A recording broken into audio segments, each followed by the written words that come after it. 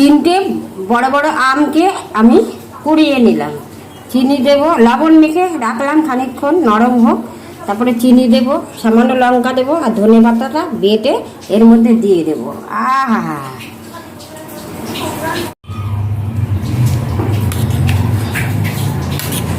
ধনে পাতা বেটে দিয়ে দিলাম, আর দেব চিনি।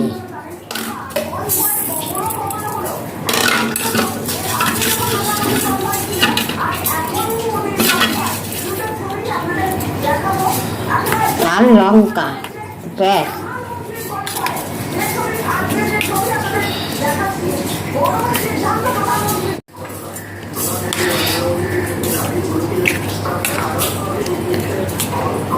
তিনটে বড় বড় আম মেখেছি, আর এটা একটু ধনে পাতা বাটা দিয়েছি, চিনি, লবণ আর কাঁচা লঙ্কা, ব্যাস। আম মেখেছি, এতগুলো আম কদিন ধরে বসে বসে খাবো, ফ্রিজে রাখবো আর খাবো, ফ্রিজে রাখবো আর খাবো। এটা ধনে পাতা বাটা।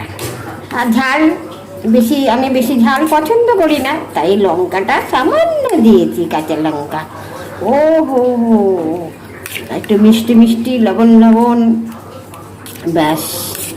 আর এক রকমভাবে মাখা যায়, এখানে ধনে পাতা বাটা দিয়েছি তো। তারপরে ধনে পাতা ছাড়া না দিলে একটু কাসুন্দি দিয়ে, ও হো, আর একদিন করবো আবার কাসুন্দি দিয়ে আম মাখবো। ও হো, এটা হলে আমার ভাত খাওয়া হয়ে যাবে। ফ্রিজে রাখবো আর খাবো, ফ্রিজে রাখবো আর খাবো। তিনটে আম, তিনটে আটি আছে, এই একটা আটি, এই একটা আটি, তিনটে আটি। এই আটি খেতে যা ভালো লাগে না, এইটু রসের মধ্যে ডোবাবো আর আটিটা খাবো, রসের মধ্যে ডোবাবো আর আটিটা খাবো। হয়ে গেছে মাখাটা।